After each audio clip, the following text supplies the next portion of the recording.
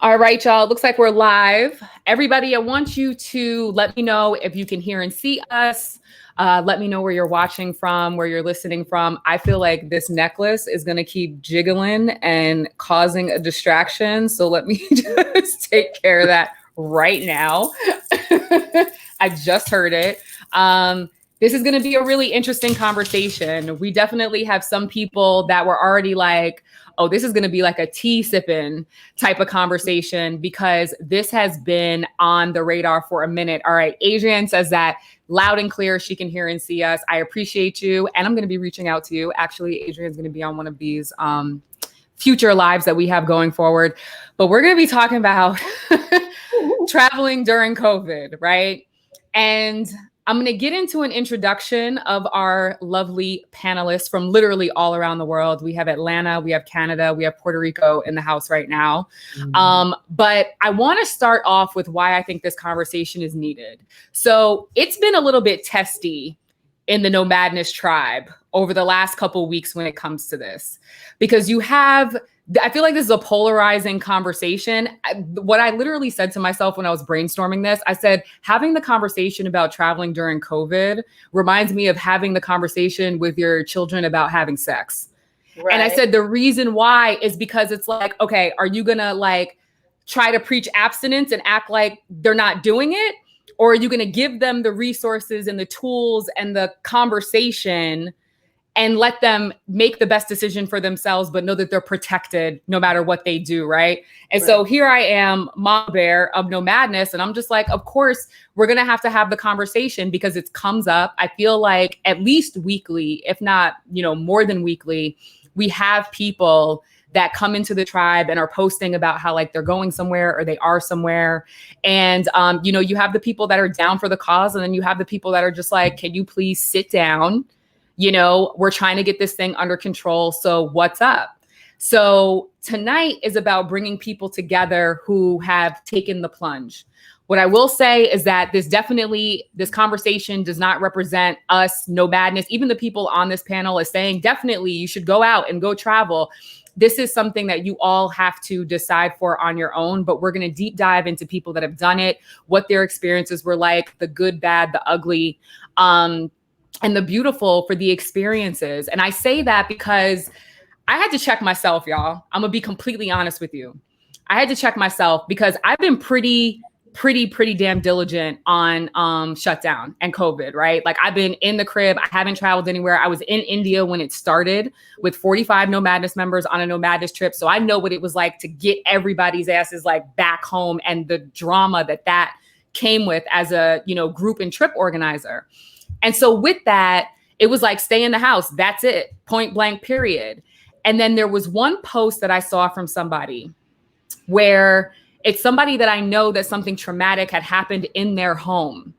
And they were like, look, I've got to get out of here. And I don't care if I have to quarantine 14 days in somebody's hotel on the beach. I would rather be there than be home. And the reason why that post checked me was because I realized that home is not safe for everybody. Home is not, being cooped up is not a safe mental space for everybody. And for people who are avid travelers, people watching, everybody that's on this call, it plays a very tangible and significant role in our lives and also in our mental health. And it was in that moment that I was like, damn, and I'm obviously going through ups and downs motions, making decisions as well. But it was that moment that I realized we needed to have this conversation, and it made me understand both sides better and check myself. And I think that's part of what needs to happen a little bit in the discourse that we're having now. So with that being said, and my entryway into this conversation, I'm going to introduce our panelists for tonight. I'm going to start with Alex Bachdorf. She's the CEO of the Women's Entrepreneurial Incubator, Get Shit Done. Also a very good friend of mine who is in Puerto Rico right now. But the last time I saw her, she lived in Brooklyn. So we don't know. We have no idea. And then next up, we have Cassie Isabella, one of the founders of the Roaming Republic. and she's absolutely amazing. If you were at Audacity Memphis, she was an attendee, she was a speaker, and it's amazing to see your face again. And she's been bopping around all over the place. If you follow her social media, like Croatia, you done busted your lip up and had to like go to the hospital in Croatia. And I was like, am I gonna have to like, are we gonna have to like do like a try bat signal to go find her ass and bring her back home, please? Someone. I was like, Clayton left and now everybody's just discombobulated. Like, what's going on? Like, and last but not least, we have Cedric Wood of Ced Trippin', who I'm gonna be honest with you, Ced, I started following you this year. And I know you and I have been chit-chatting on the back end and in each other's DMs and all this other stuff, but you're super dope. And I really appreciate the energy. I appreciate the information that you've been giving out. I also appreciate your candor. I feel like you're somebody who's like, yeah, I'm out here and I'm just going to own it. That's just what it is. Right. Yeah. Yeah, so I'm with it. So let's start with the first question that I have is pretty much where are you based? Like, where is home for you and where are you right now? Because this plays into some future questions. So I'm going to start with you. Oh, with me? Yeah, you. Yeah, it was like it went out a little bit. Sorry. So I have a very unique situation. I'm formally based in Brooklyn. Had a situation with some bullshit roommate stuff because of COVID. And I was just like, look, I'm not trying to find another roommate in COVID. Like so many people are leaving New York right now. And I'm not one of those people that's like, I'm out of New York. Like New York's always home for me. Like that's not the thing. But I understand for the people that are like, I can't justify, like before we got on, we were talking about, like, for me, I'm like, I can't justify paying the premium I'm willing to pay for New York without my amenities. Otherwise, I'm looking at like boo-boo the fool out in these streets. I'm not doing that. Yeah. So I put my stuff in storage, and then I have family in Seattle. I've been hanging out there. But then it was just got to a point for me where I'm like, for my own, going back to what Avita said earlier, for my own sanity, I'm like, let's explore what it looks like if I go to these places. Mind you, when COVID started, I was in Montserrat, which is a small island next to Antigua. And right when COVID hit, they were like, we need to get all you UK Americans out because you brought this crap here. I had family hitting me up, like this was the middle of March, saying, get back here. They don't know if they're going to close the borders. I was supposed to go to Mexico right after that. I didn't have to go at the reroute. I spent so much time on the phone with American Airlines. I had like probably $100 bill extra on my actual bill from T-Mobile, just trying to get back and organize. And so I had experienced what it was like traveling domestically and internationally in the beginning. And then also traveling domestically because I had to go back to New York, pack up my stuff, put it in storage because I'm like, I'm not renewing my lease right now. I'm not there because I went to Seattle originally to have space because I was cooped up in my New York apartment. And then I'm like, new lease. I'm like, I'm not there. Put it in storage. And I'm like, I actually felt safer on a plane in the airports than anywhere else. So I could see this fear from people, but because of forced circumstances, I had to get on flights regardless. Like my lease was up. I had a week to pack up my stuff. So it was just like, I had to get on a flight, but to be real, I felt safer getting to an airport and going through all of that and being on the planes because of the different things that they put in place and precautions that I was like, this is safer than me going into a lot of places in the US or outside of here. And then that actually gave me the courage or made me feel, not even courage, but made me feel secure to then be like, I'm comfortable going to other places. And then when I finally went, and we'll get to that later, I was like, the US ain't shit. Like these places are safer. So here I am. Right. Got you. In Puerto Rico, indefinitely. Ced, where are you based? Where's home and where are you now? Well, I'm doing everything I'm supposed to do because I'm based in Atlanta and I'm in Atlanta right now. And following the rules. He's like, y'all ain't coming after me. Here, and actually, I like it. Even though I feel like Atlanta is not doing everything they should be doing as far as like ensuring that everyone wear a mask, and all this other stuff. I like it. I like living here because all the amenities in my building is open. Mine are not. Place, honey. All the restaurants are open here. All the clubs are open here. I went to LA last weekend, and I could not wait to get back to Atlanta because they were still closing down early. No gyms are open in LA. So I like being here. But I traveled to a few places during COVID, and I enjoyed my experiences. I think we're going to talk about that later, right? Yeah, but I'm interested because I know Alex broke this down. Where are some of the places that you've gone to during COVID as well? I've been to Tulum before everybody. You were the first one.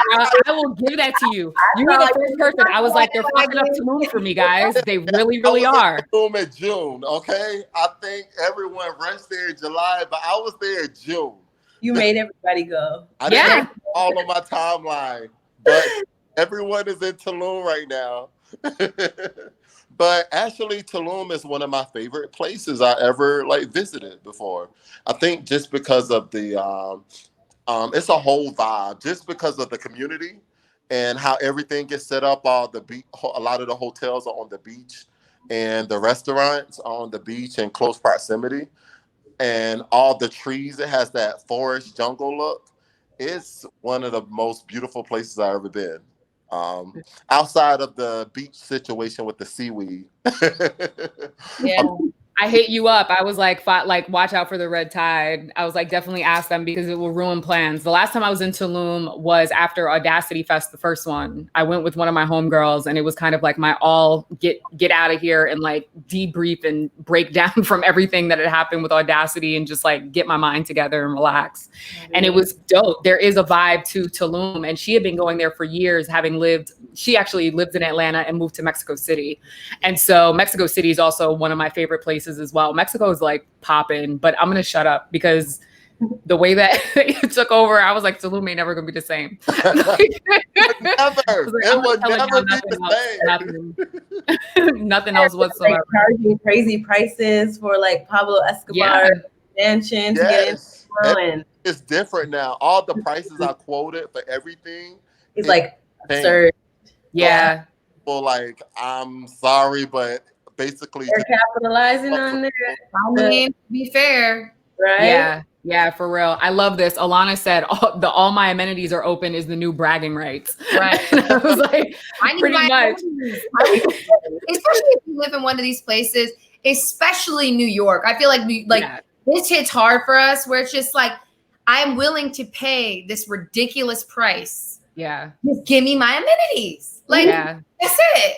That's it. I get it. Like I said, I'm the person that's I get it from both sides. So, all right, Cassie, I want to move over to you. And where are you based out of? And where have you been during COVID? So I am based in Canada. I'm originally from Toronto, just moved to Ottawa. If anybody knows where that is, that's the capital of Canada. Super cool. I'm in Montreal right now, quarantining because Canada has had their borders closed since March. You're not allowed in or out unless you're Canadian or have a valid reason to be in here or are married to somebody and can prove it. You literally planes literally won't let you take off from the country to get into Canada unless you have proof that you are allowed to be in here. It's serious. So you have to quarantine for 14 days when you come back. So I'm at my sister's house right now, quarantining for 14 days. I think it ends on Friday, I guess. And I have traveled throughout the entire pandemic, honestly. From March, right before lockdowns ensued, hey girl, I went to London. So I spent 2 months in London, and then came back, quarantined, went back to London because they never closed their borders there at all during this entire time. And from London is when I've traveled through Europe. So I went to Croatia, to Italy, to Greece, Slovenia for a little bit. And we did a camper van through Croatia, 4 of us in total, and then just road trip down to Italy until we got to Greece, went back to London, back to Canada, quarantined again, and then went to Turkey last. That's where we went last. Yeah, and came back from Turkey. Yeah. Right. And now you're quarantining again. So I actually want to deep dive into your experience because you are different from everybody else on the call because you have a Canadian passport. Congratulations. Little black girl who wants to be American so bad when she was All we got is Yo, I'm out here literally trying to like point myself off to probably some Canadian man and be like, look, I'm trying to like, get just like, can I just get married real quick? Like, it's funny because I'm not trying to get married, but I will get married for a passport at the new place. Like, it's funny because I've always felt left out of the Black travel world because there's not a lot of Black Canadians in the, like, it's very much more so Black Americans. But now I'm like, hey, here I am with my Canadian passport. I'm still traveling. So yeah. So here's a question. What are, like, where can you guys go or can you not go? Like, is the world really open to us? Because I mean, literally, you can count on a little more than both hands how many places Americans can go to right now. What does it look like on your side of things with a Canadian passport? What's your access? It's hard to say because, like, there's a lot of places that we're allowed into, but because most of the rest of the world clumps us with Americans, you can try to get to a country that you're technically allowed to go to on paper, but the agent might be like, oh, Canadian, this means American, so actually you're not allowed in. So when I went to Turkey, I went with my sister, and she was traveling from Turkey to Greece by herself with her Canadian passport. Greece is open to Canadians. They're on the list of allowed travelers, but Turkish people are not allowed into the EU. They're banned from the EU right now because they're open. Turkey is actually open. They're open. Yeah. To Americans. Yep. So when my sister was trying to go to Greece, the agent actually didn't let her leave Turkey because they were like, you're not allowed to go to Turkey because you're not allowed to go to Greece because you're Canadian. And she was like, literally their website says Canadians are allowed. And they're like, nope, you're not allowed. Sorry. I just feel like it was because they looked at her as like an American, and because everybody thinks Americans are banned from everywhere, they're just like, no, actually you're not allowed. And countries are actually getting fined if they're letting people into the country where they were allowed to have gone into. So if you come into Canada, an airline will get fined for letting somebody who wasn't allowed into Canada. So they're very strict on that.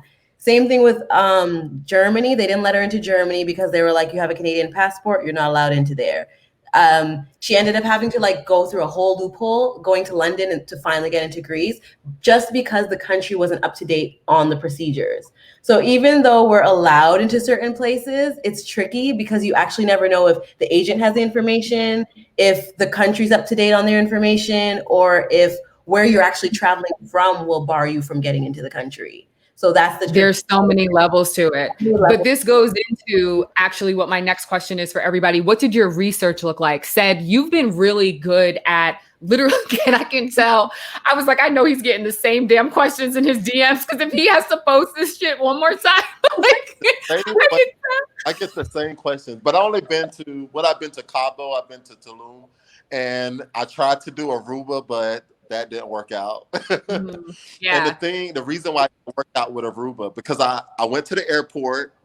I flew out of Atlanta. I was connected in Miami. So I got to Miami. Then they told me I didn't have the authorization to go to Aruba. So it was my fault because I just got back from Cabo the week before, and I work every other week. So I work 80 hours every other week. I actually, I'm a pharmacist at a hospital here in Atlanta. Yeah, you work in the medical industry, which I also think is interesting. Yeah, to keep my license up and going, I remain working. So I was tired, so I didn't read over the forms right. I thought we could get tested there in Aruba's airport, but apparently you have to have authorization and you have to pay for it before you get to Aruba. And so I didn't know at all, even after reading over the information. So I did have one letdown. I rebooked Aruba actually, so I'm going next week. So, of course. You can deny me once, but you can't deny me twice.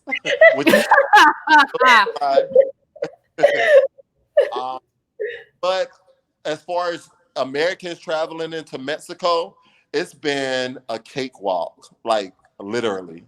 Like Customs don't ask you any questions. They don't even ask. You do sign off a COVID checklist or like a questionnaire in relation to your symptoms. But that's it.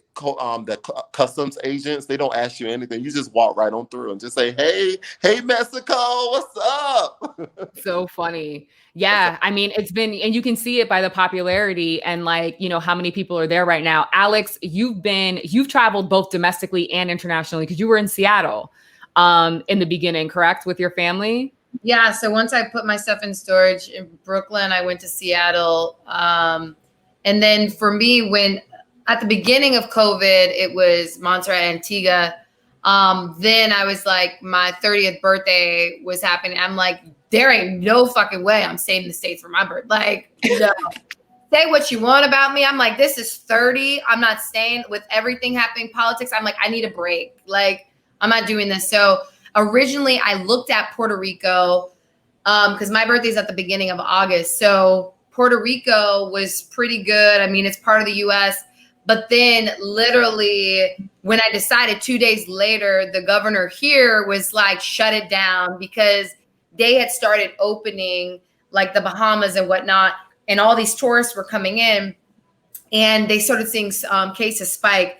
So the governor here was like, oh no. He was like, beaches are closed, all that's closed. And I'm like, I'm not going to go to an island where I can't even just go on the beach. And I'm cool with social distancing. Like everything that I do in New York, like shout out to New York. We've done an amazing job getting everything under the control, being the largest city. There's literally no sense of entitlement. It's really a camaraderie. So it's just like, I'm going to do what I do in New York anywhere else. So what are we talking about?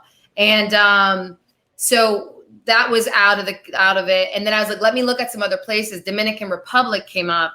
And I was like, okay, we'll go to DR. And they had just gone into their own, right when I got there, they had gone into their own, or maybe 2 weeks in, state of emergency because they had a similar thing, open borders, saw spikes go up.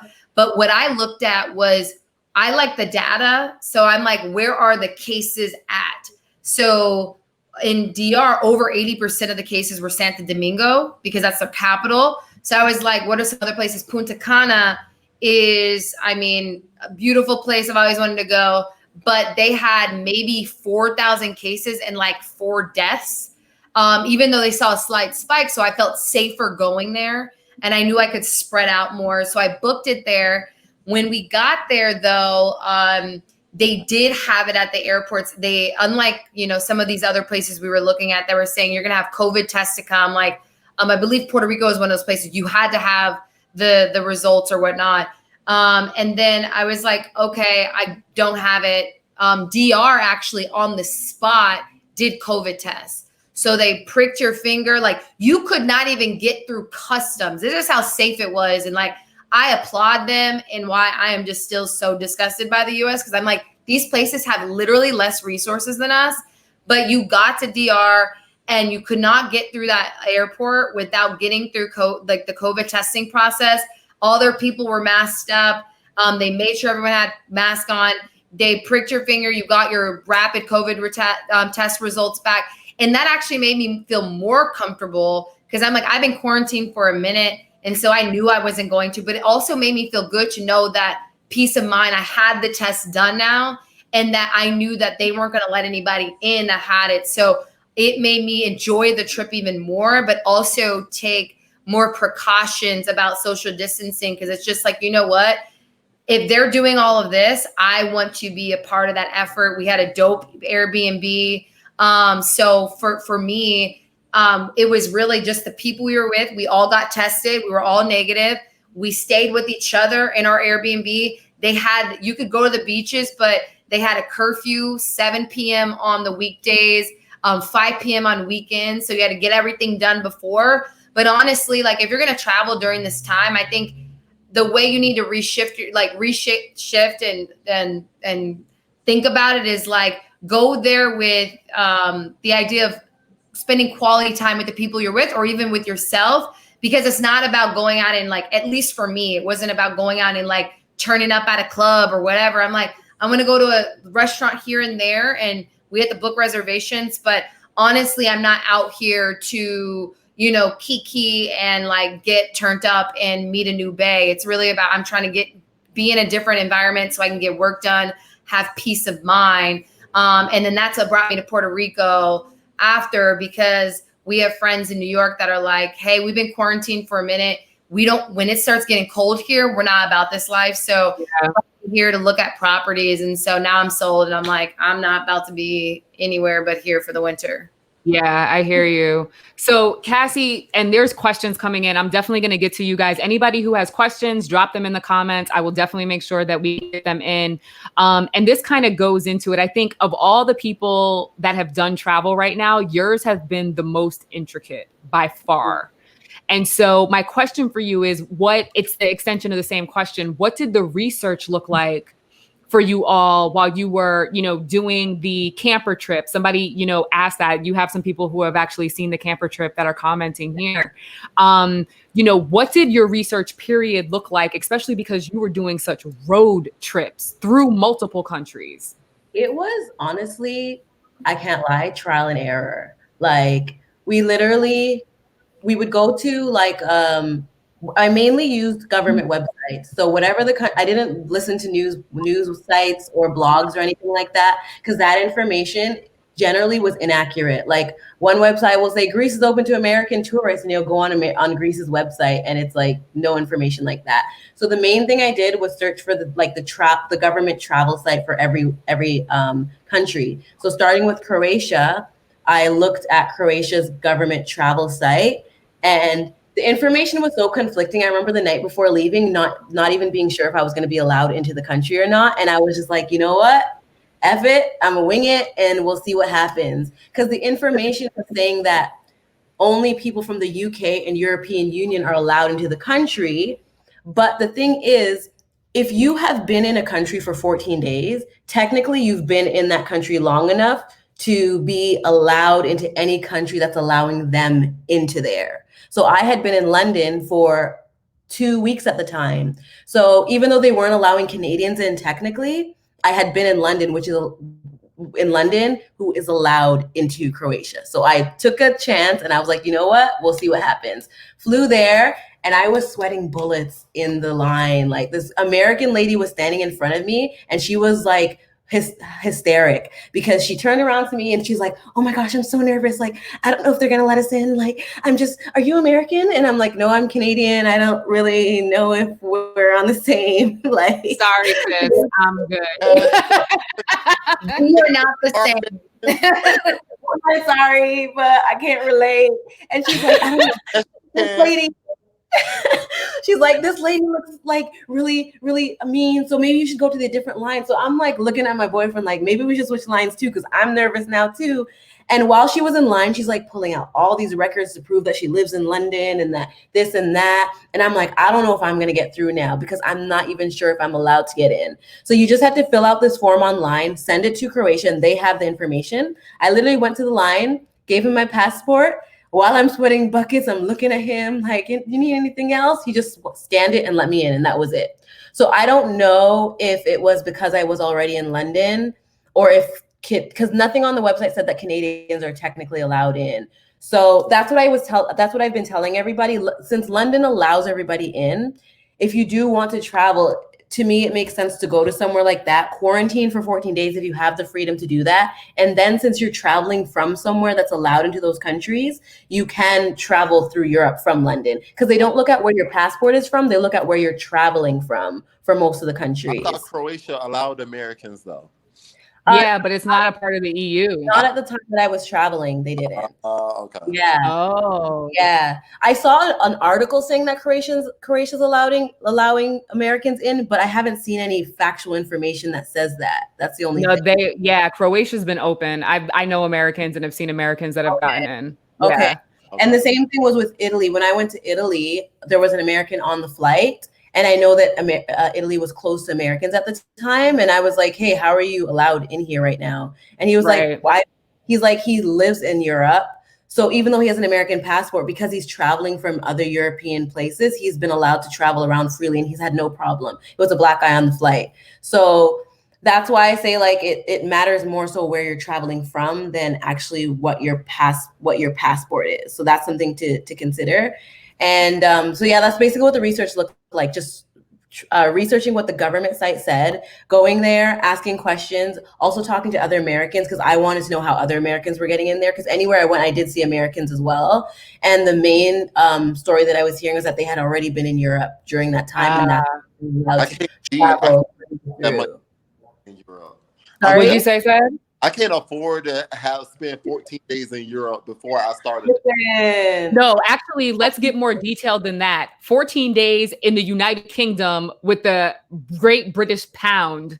Like, it's not even the euro. Like, it's the pound. I go to London and I'm like, I still don't understand why stuff is so expensive here. I don't get it. Crazy expensive. It's crazy expensive.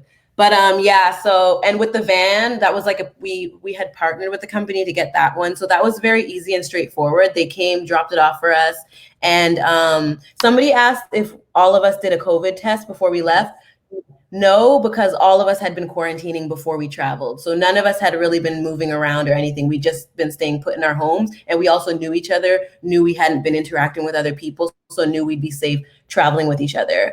And I think the camper van was a really dope idea, especially how early we were traveling because we had minimal contact with other people. We had everything we needed in the van, and anywhere we went was empty. Like Croatia was empty. Italy was emptier than it normally is. Like I had the Venice canal to myself. Greece was the busiest, I would say. But at the time, I felt like Greece had done a really good job managing COVID because basically with Greece, you have to fill out a form online and it creates a QR code that gets scanned when you get to the airport. And the QR code will tell them whether you need to get tested for COVID or not. They have COVID testing centers right at the airport. I have it highlighted in my stories if anybody wants to see it. But what determines whether you get tested or not, I think, is your passport with them because me and my boyfriend were both coming from the same place. He has a British passport and I have a Canadian passport. He had to get tested and I didn't. And at the time, the UK were really high and Canada's done a great job, shout out to Canada, of managing COVID. So our cases were low and I didn't have to get tested. So that's how they were handling it. And if you do have if you do test positive, they have all your hotel information like in the QR code. So they would contact you to let you know that you need to quarantine and not self-isolate for the time being. And if you don't test positive, you get no contact or anything. And that's a fear though. That's a lot of fear that they get that they test positive in a country and they have to 14-day quarantine. Yeah. And they have to take time away from work. Right. Well, I think that's where it becomes like the cool thing here for like, let's say other passports, and that keeps coming up is the fact that if you don't have a US passport, like I feel like you are in the best situation right now. And from the world. It's risky. Here is like, for example, like that moment you felt like that American woman that was freaking out. I hadn't felt that until I got to DR. And I was waiting there to get my results back, even though I was like, I quarantined, I'd done everything. Like I wear my mask everywhere. I sanitized the crap out of everything. But it was just like, well, what if? Because a third of people are asymptomatic. So it's like, what's going to happen? And I remember when the woman, this literally happened at DR. They kept going up to people to give them their results and say, oh, you're fine. And they would walk out. I remember she called my name and she had me walk to her. And I was like, oh, shit. And I'm like, oh my God, what's gonna happen? This shit is like the new STD test. This shit is the worst. It's the worst, yo. And I'm like, oh shit, man. I'm the first person to arrive out of my group and it's my birthday. And I'm like, shit, if I'm the one quarantined. Then she gives me and she was like, oh yeah, negative. And I'm like, bitch. You have me walk over here. Literally like this. Oh my God. I think the scariest thing is like, I think the worst is going to be for places that have really high rates. The US, unfortunately, is we will be blackballed from most places for a while. America to get it together. But this is the thing. Okay. I have so many questions that are coming here, and one that Maurice just put in the comments, I'm going to pop up here in a second because this is a part of it, and I have a little bit of like internal intel on this question. So what are your like personal testing protocols right now, if you don't mind sharing? Like, I have not gone anywhere and I got an antibody test. And I feel like anytime I go to get a type of blood work done, I'm probably just gonna be like, just throw that antibody, just throw it in there for good measure to see what it is. Considering you have been out and traveling, how many times have you been tested? Do you have like your own kind of like groove with it now, where it's like after a trip, before a trip? What does that look like? Said, I'm gonna start with you on that one. Well, I only got tested once, and that's after I got back from Tulum. Okay. Because I was experiencing symptoms. But if I wasn't experiencing symptoms, I wouldn't voluntarily go get tested. My results was negative when I got tested that time. But if I'm not experiencing symptoms, I'm not gonna go get tested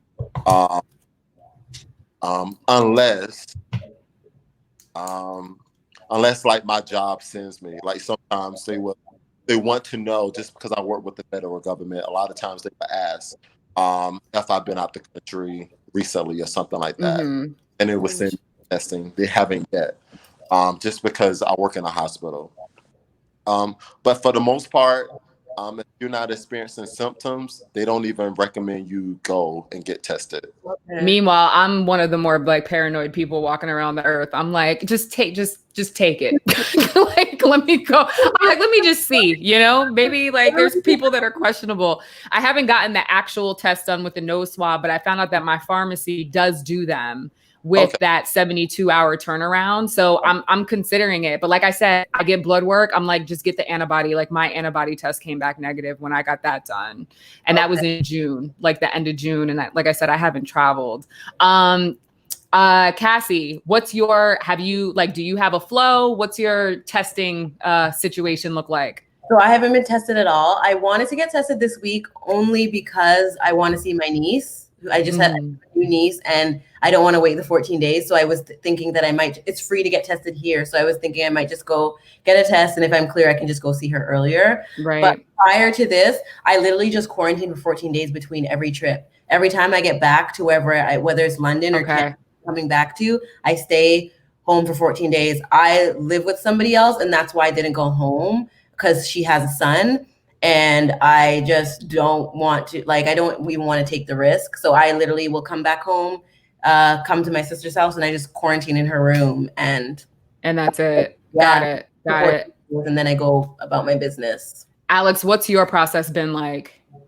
It's similar. It's like I quarantine wherever I'm at. So if I'm back home with family, like I'm not going to put anyone at risk. So I'm going to stay put. So when I got back from DR, I stayed put. Then literally like 14 days later, it was like, oh, Puerto Rico. So I was like, cool, let's go. I don't feel anything.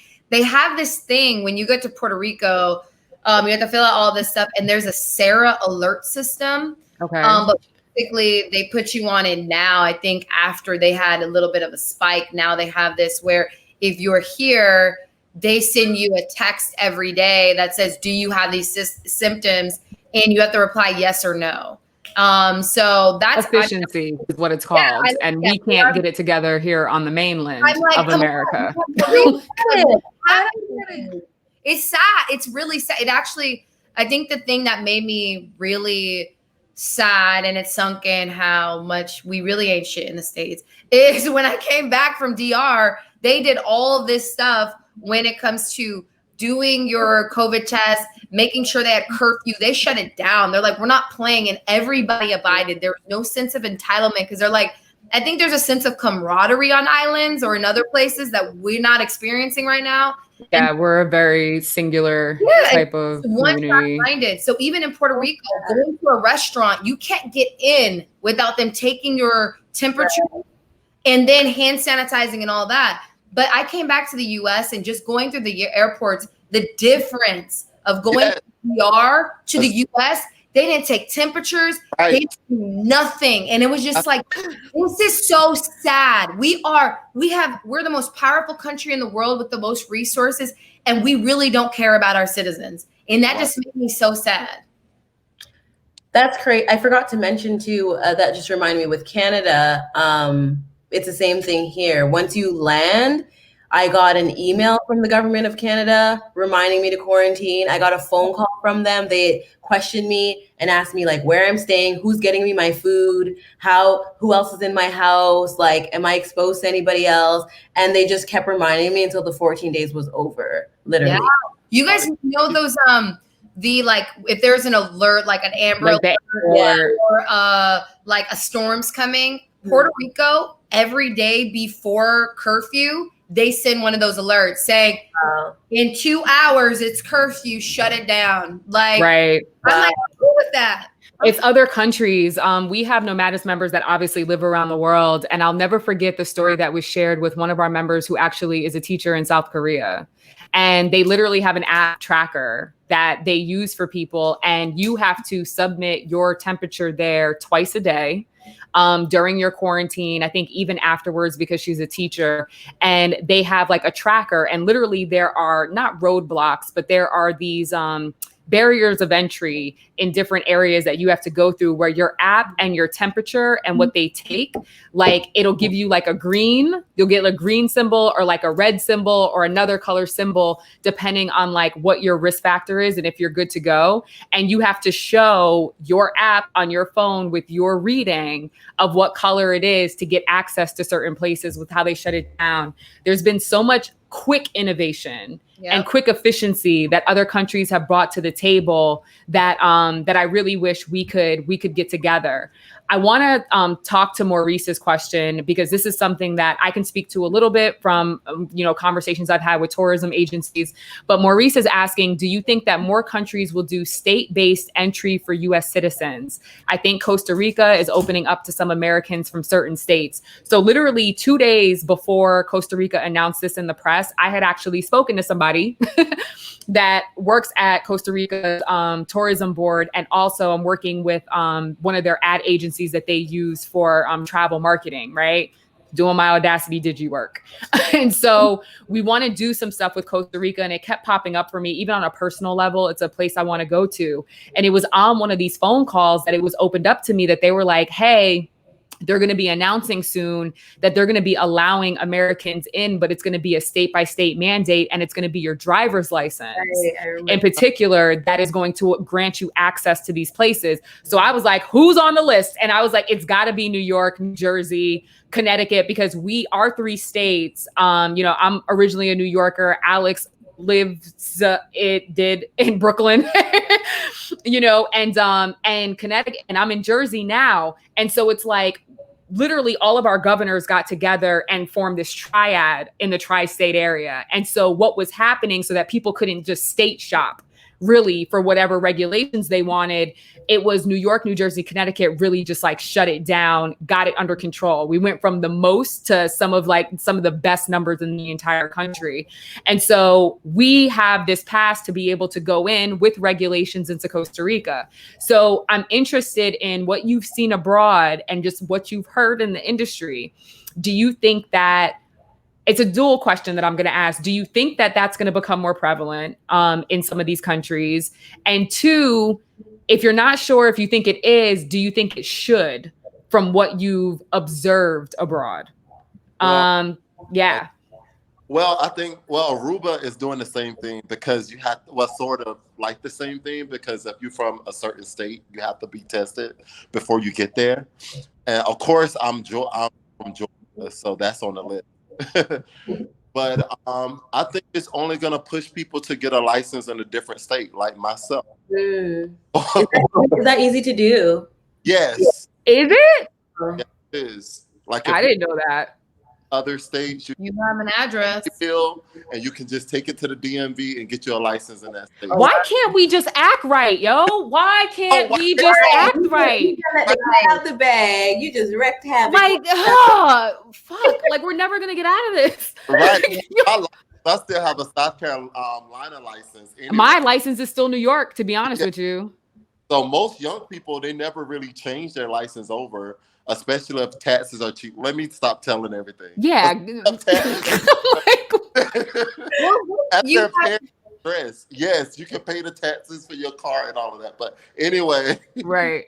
but I think Yeah. it's going to force people to license in other states just so they can travel. So for me, what I think it's going to force people to do is I think it's going to force governors to get their shit together, because what's going to happen is you're going to have this nationwide case of FOMO.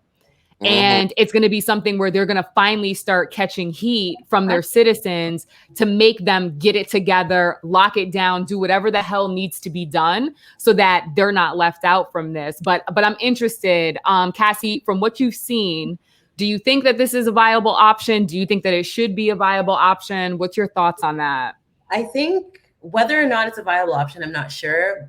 I think it should be, because like anywhere I've traveled to, all of the local shop owners or tour operators are suffering like a lot. Like that's a common theme. Like they're just like, I'm really sad. Like I really hope this corona goes away soon. Like I remember I went to Greece to actually get preparation for a villa for one of our group trips.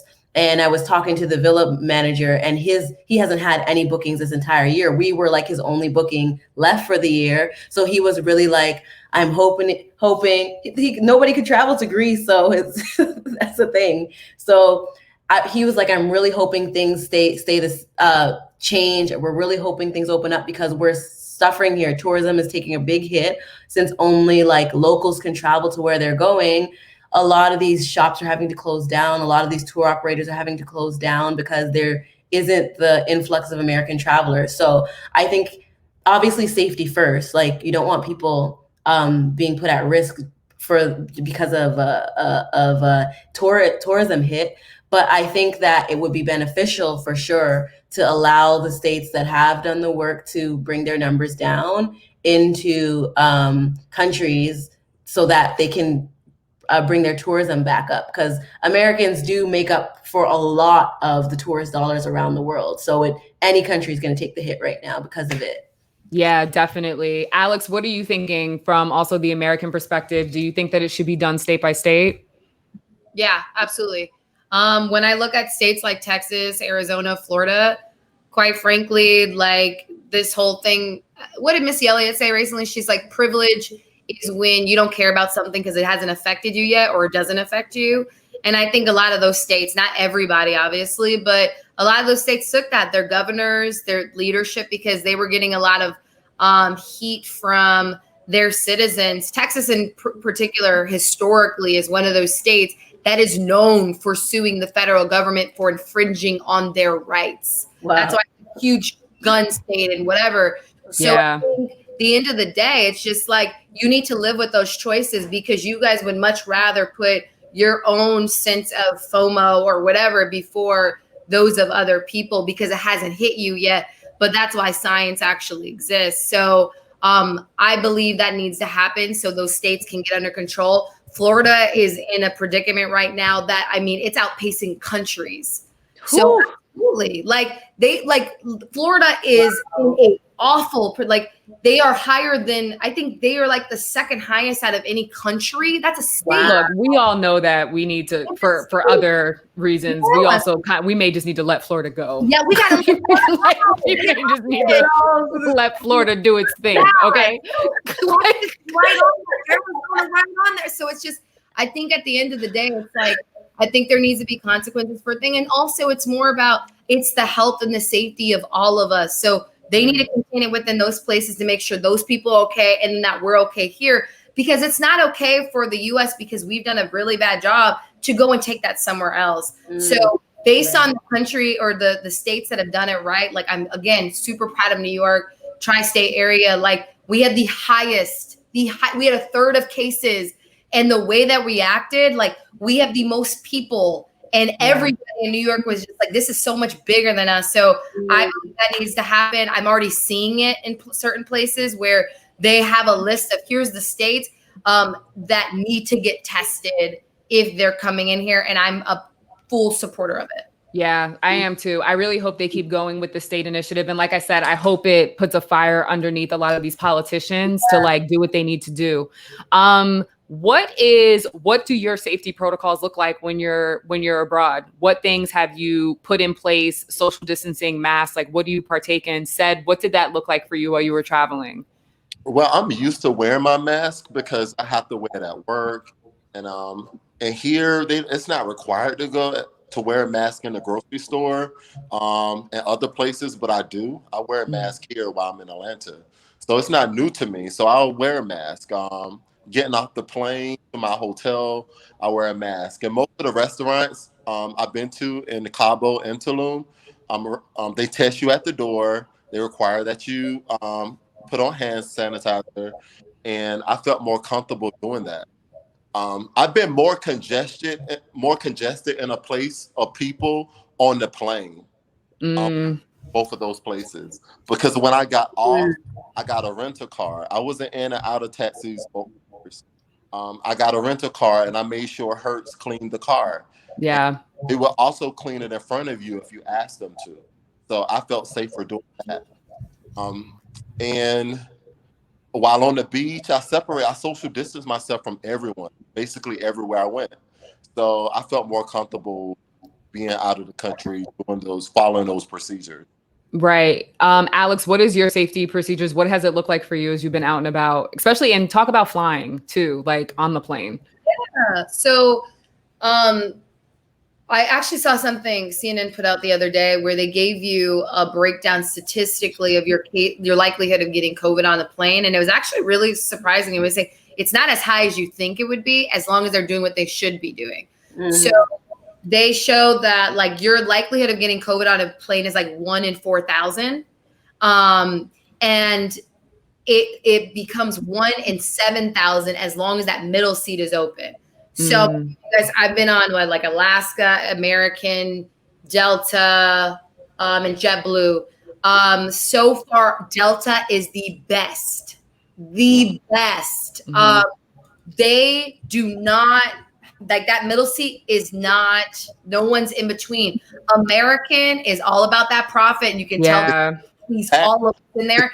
Where I got on an American flight and I was kind of feeling anxious. Like I even put on the gloves in my purse because I'm just like, you guys care more about, and I get it, you're probably hurting, but I now feel uncomfortable on this flight because this person's up next to me when we're not being able to distance. But thank God, like I've been tested and stuff like that, so I don't have it. So I would say on the planes, it was really about always keeping your mask on. That's what really lessons it. Everybody I saw on all the planes kept it on. They abided by that unless you're like eating, but for the most part, they're not serving food really. And they're not really doing it at a lot of airports. It's really limited too.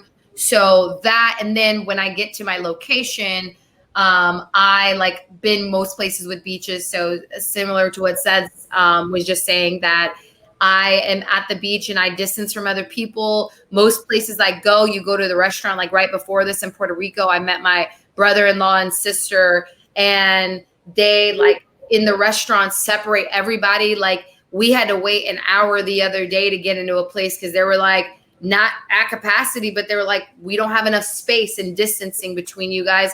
So outside of what they're already doing in a lot of these other places, that unfortunately that's not happening everywhere in the States. I wear my mask everywhere. I sanitize. I keep sanitizer in my purse. And I try to stay distance when I'm in a line or even at the airport. I'm making sure that I'm not up on people because I'm like, we're all getting to the same place. So it's really, I take everything I'm already doing in general and just apply it in other places. Right. Cassie, what about you and your experience? And you've done a lot of car travel. What have you run into? Like, what's the real about what you've run into? Well, similar to what Alex mentioned, everything that she's done, same type of stuff. In addition, for me, it also depends on where I'm traveling to. For one, I just generally have been avoiding anywhere that I know a lot of people are going to. Right. That's like a no for me. I remember when Seth went to Tulum, I was like, oh, I want to go to Tulum now. And then the next month it was like influx. And I'm like, oh, never mind. So whether it's a country or whether it's like an area in the country that I'm visiting that has too many people, I'm just like avoiding any places with large amounts of people that I can't social distance. So that's the first thing. Wearing my mask if I do have to be around people, of course.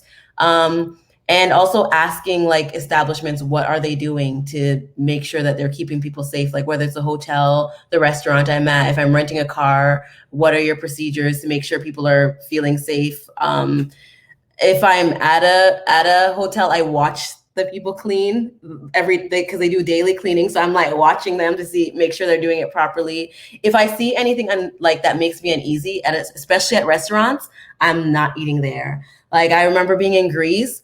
And we went to this like Savlaki place, however you say it, I can't remember.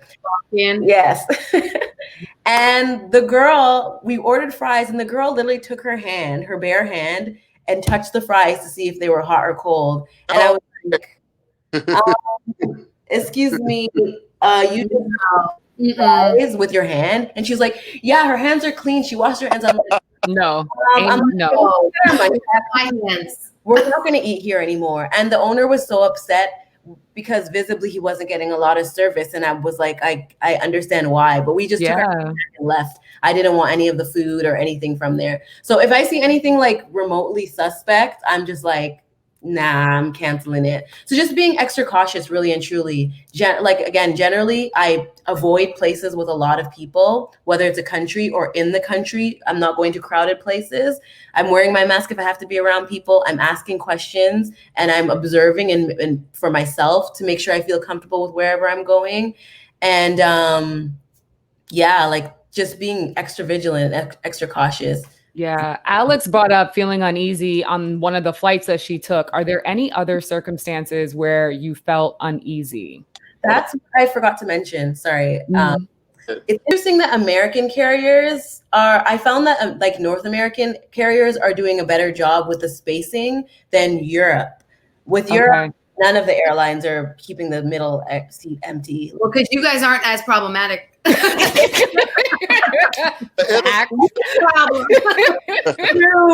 True, because it was literally only on a Canadian airline that I experienced the empty middle seat. And I think KLM was doing it in the beginning, but their flights have been generally pretty empty since I've been on them. And KLM is my favorite airline anyways, and they do generally a good job, but they're serving food now. Like they're actually going down the aisle with the cart and giving, not like necessarily like, what do you want from the menu, but like a boxed food, and they're serving drinks again on the airlines in Europe. Whereas in the beginning, they were just like tossing a bag of snacks at you at the beginning of the flight, and that was all you were getting for the entire flight.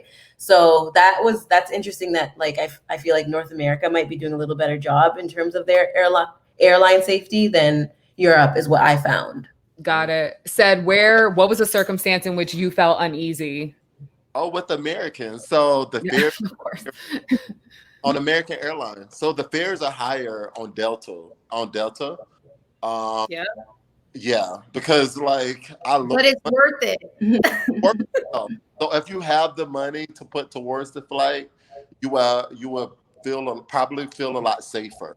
But if not, I mean, for those who want a cheaper flight and want to risk it all, you have to do American Airlines, which is not fair, but that's just how things are. Right. It's interesting that you all brought up as a moment of uneasiness being during the flying process.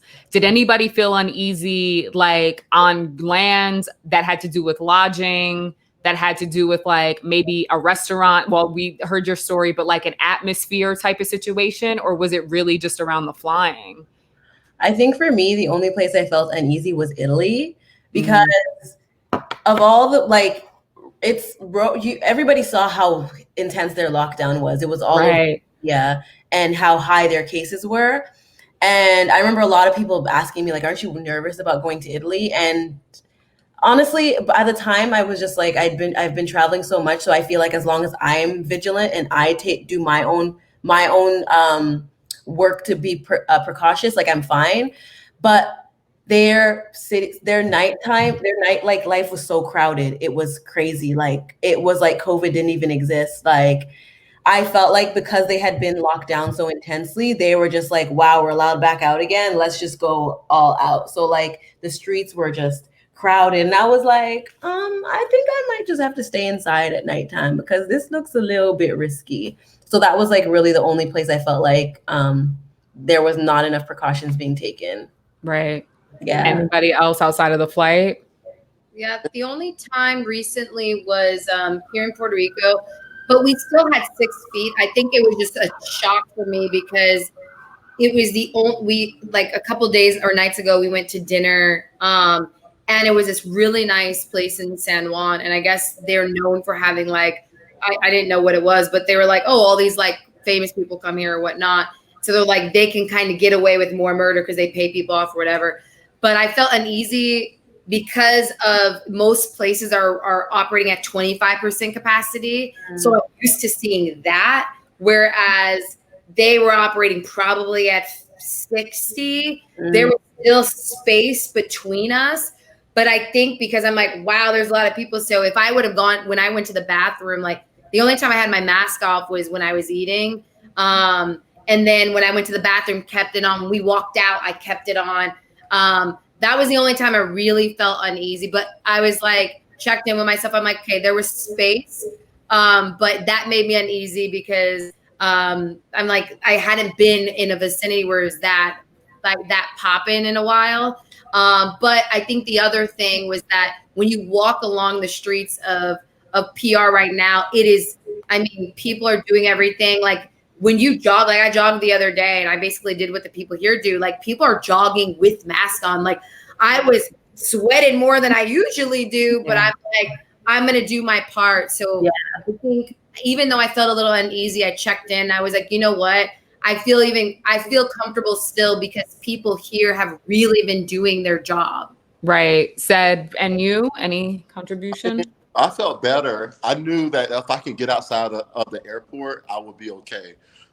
Because I like the social distance anyway. So call me the social distance traveler.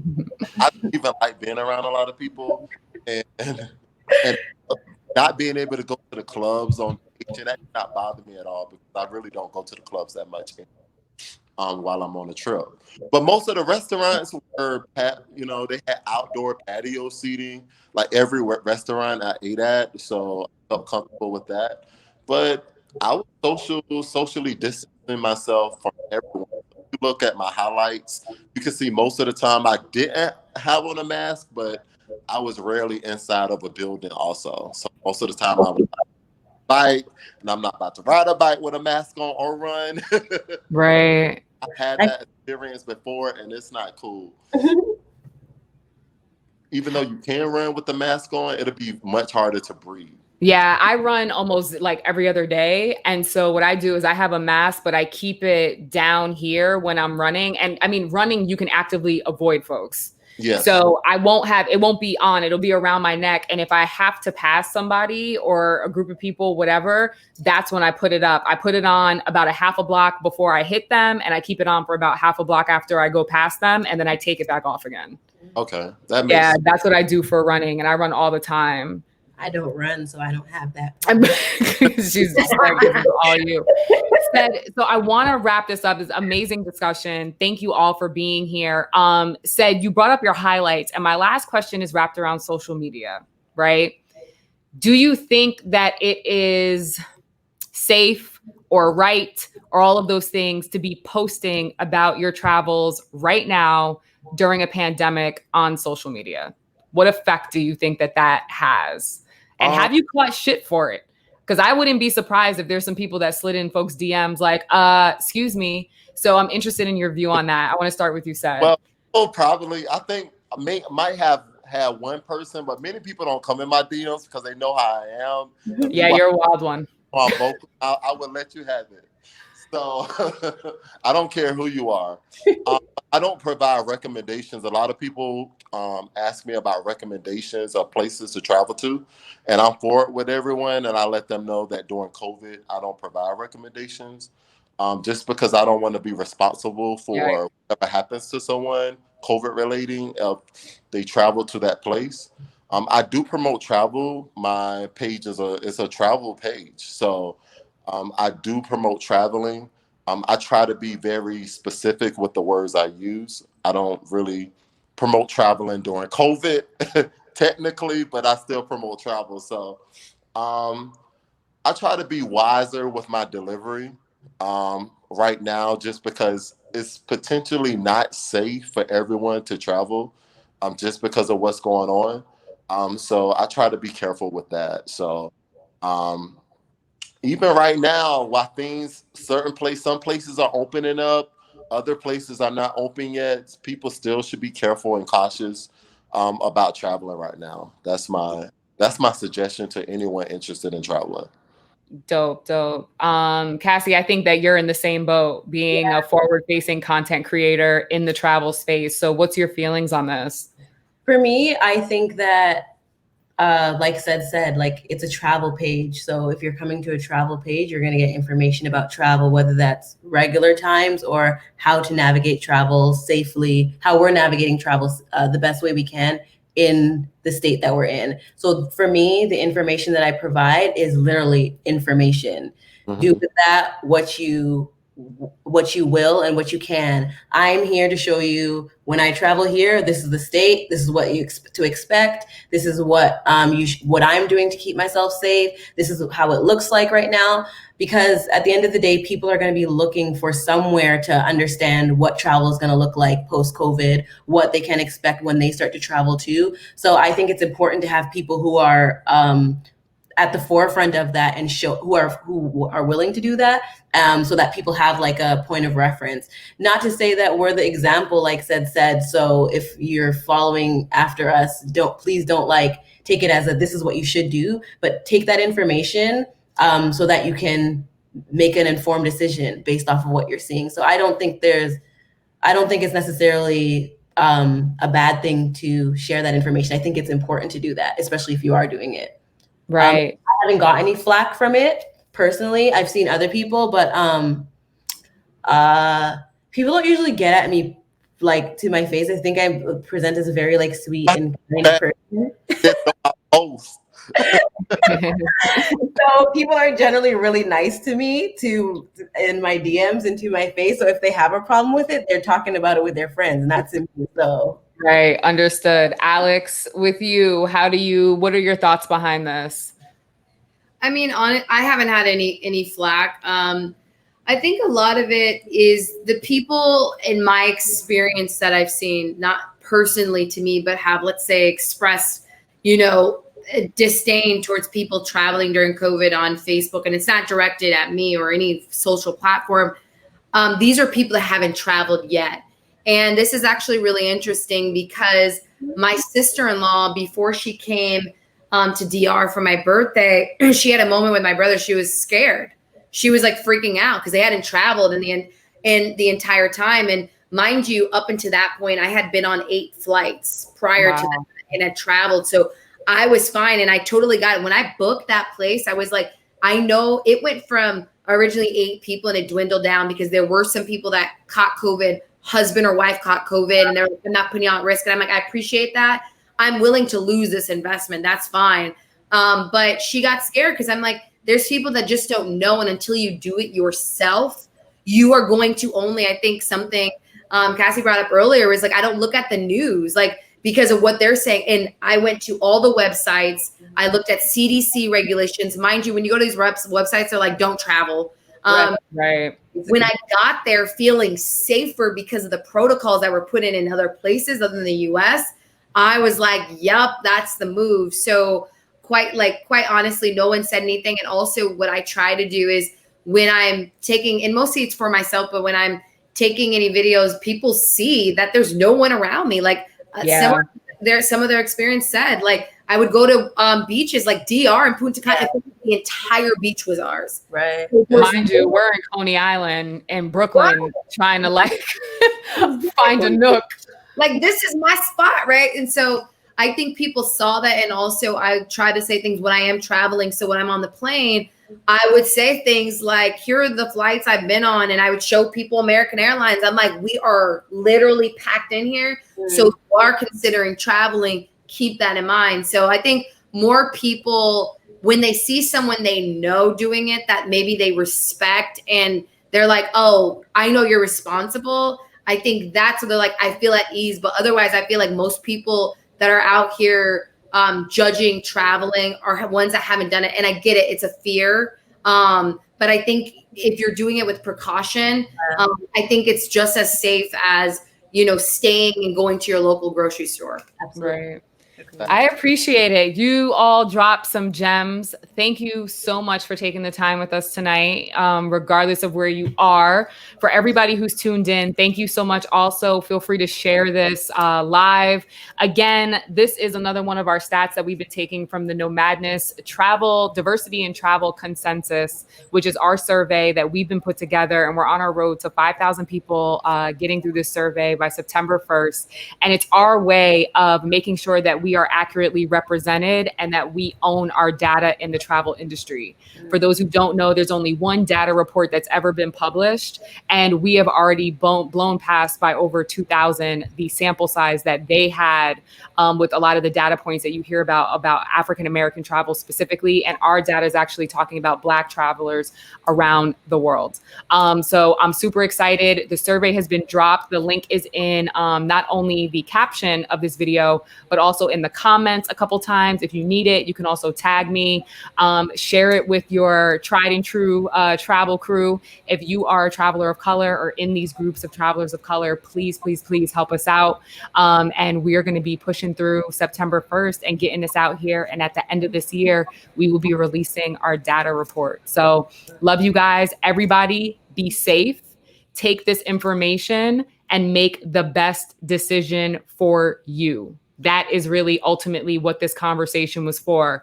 Let's not act like people aren't going out there. Let's not act like everybody has the ability to stay home and still keep it together. Some people do actually need to get out for various reasons. And so with that, I hope you have some nuggets and some points of view that are valuable to help your safety stay intact.